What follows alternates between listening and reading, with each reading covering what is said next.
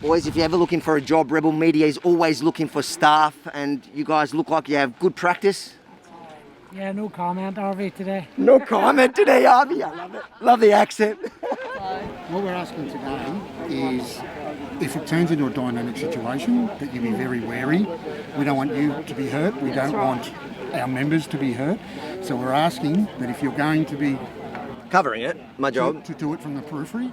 Everyone has a job here. Exactly. That's fine. Oh, But like I said, we're making sure that you guys are safe. Whether it's your cameraman. but just like the police have a job, I have a job. We're not, The only difference is if my boss told me to act unlawfully, I wouldn't do that. And till now, police have acted a little bit unlawfully. Today's report is about one thing, showing you that if we stand up for ourselves, our rights, our dignity, and most importantly, our freedoms, we will win even when it seems impossible. Just take a look at Victoria. On Sunday, no one imagined we'd be getting out of this lockdown, let alone so quickly. That only happened because of you guys, your protests, and your willingness to do what it takes. Now our job is to ensure that we get back all of our freedoms and never allow any government to steal them from us again. Today's the second day in a row that we've recorded 0 new coronavirus cases, and our 14-day rolling average of new cases is only 2.8 infections. That's of 6.5 million people. I think we can agree that it's not only time to open up, but to put an end to this state of emergency, the state of emergency that Daniel Andrews has used to lock us all up. So please, guys, after watching this report, make sure to sign and share the petition at liftthestateofemergency.com.au, because one thing is for sure, all these different campaigns that you guys have been helping me with, they're having a real impact on the ground. For example, there's 2 things that in the last protest, you guys should really take pride in, because without you, nothing would have changed. Both the standwithavi.com and savevictoria.com.au lawsuits have already forced the government's hand, and we're only in the really early stages. StandWithAvi.com was the campaign that we started after police showed absolute disregard to freedom of the press. Remember how they tackled me to the ground, arrested me, and sent me packing for reporting facts they prefer you probably didn't hear at the 5th of September lockdown protest? Well, on the weekend, at the latest protest, they couldn't have acted any different. They rolled out the red carpet for our entire Rebel News team. you want to go to the media point? Come, these 2 with us. Come. That incredible change in attitude and treatment by police is 100% because of you and your support. The fact is, after what had happened in September, it was getting a little bit more challenging to get people willing to work for us at these protests. No one really wants to get arrested. I totally get that. This time I actually had to hire someone who usually attends as a protester, someone police really wanted to remove.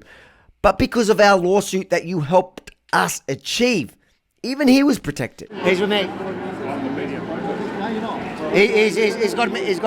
He's got a media pass. He's working on our company. I've already arrested him a couple of times. Okay, but today he's here under media. He's down here with no mask. But he's got an exemption. He's got an exemption, sir. I paid him today to be here with us. He's got our sound. He's with me. All right. But he's with me. Thank you. You're all right. Just stay. That was interesting. He agrees that I tried to do the right thing, and the other man's not trying to do the right thing, but he works with us. He's a sound technician today, and he is doing the right thing. Doesn't matter if in previous protests he's been arrested or not. That's irrelevant. Today, he's paid here to be with Rebel News to help us cover this story. As I said, we stood up for ourselves, and it's already paying dividends. But there was another huge difference about the latest protest. Now, while police still unlawfully arrested numerous protesters on the weekend, the shift in rhetoric tells you everything you need to know. Protesting is not unlawful. It's a human right. This is a total backflip of what the Assistant Commissioner said last time prior to the last major rally. Have a listen. Leaving home to protest is absolutely not authorised. Like I said, a massive shift in rhetoric. What's funny is that cops on the day, they couldn't even articulate the reason behind the sudden change. Today's a little bit different. They're acting a little bit more sane? So, well, yeah, they are. But Why is that? Well, they're allowed to protest today. So, Why are they allowed to protest today? Well, the chose directions have changed, obviously, so there's only a couple of reasons why we're enforcing it. No, but there's nothing put that changed. aside. There's nothing changed about protest. Well, there has. The circumstances have changed, so... But what part of the show directions have changed regarding protest? Nothing. You'd be aware of that. The reasons why they're out and so and about. So, yeah, you'd be aware of those. But protest isn't one of them. The restrictions are slowly changing. But nothing changed about protest. Social distance, wear your mask. Same thing we had last time. 25 k's from your area. Last time was 5K. Did anything change? 20 k's. No, I'm saying that made protest. Nothing's changed. Because yesterday Luke Cornelius said that it's a human right. That's why they're allowed to protest. I just find that weird that last time they not have a human right? So, no, protest wasn't allowed last time. No, but he said yesterday it's a human right and you're allowed to protest as long as you're abiding by the Cho directive. There you go, that's what you've got to... Okay, so last time people that were abiding by the Cho directives but exercising their human right, why were they arrested? I'm not going to get into an argument with you about that. Why was I arrested as media? So... Why was I arrested? Were you there that day? No, I wouldn't work that day. Do you think that was a bit embarrassing though, that media in Australia was tackled to the ground? I'm not going to enter into that argument because I wasn't there, so... You've seen the footage? So, I've only seen a bit of the footage. So It was only about 10 seconds. Was it? Yeah. Oh, well, there you go. A bit of footage. She's only seen a bit of the footage, which we've all only seen a bit of footage because that's all you need to see. But let's be clear. Nothing has changed regarding protests or freedom of the press. It was a human right to protest back in September and also in the past weekend. And next weekend, it's still going to be a human right to protest. The Assistant Commissioner was essentially conceding defeat to our Supreme Court challenge. But don't worry, don't take my word for it. Because on the 7th and 8th of December is our final hearing, which will produce that declaration to ensure they can never shut down a protest again, not just in the Assistant Commissioner's words, but in practical police action on the ground. Make sure to follow and support those developments at savevictoria.com.au. We're doing our job and, and like you said... What is your job then? What is your job at this protest? You're doing your job. Yeah. We're the media liaison here. So when I tried to liaise you last time, nobody helped me. Why is that? Well, I wasn't there last time. But was that your job to help me there in that situation? I don't even know that we were there last time. They were there. It was all there. You need to do what you're being told. Okay, and what legislation did I breach the... With the police, and if you've got a complaint to make, you need to go through the complaints system, okay? So that's What's your name? I can say. Anita Brenz. Anita Brenz. Yeah, I'm one of the sergeants at the media unit. I'm happy to chat to you further about it, but just not at the moment, okay? You've got to do what they say. If they say move on, but we're in a country where there's freedom of press. There's freedom of press, and you should hold that dear. Now, as a journalist, I was arrested in front of everyone. I've got all the footage.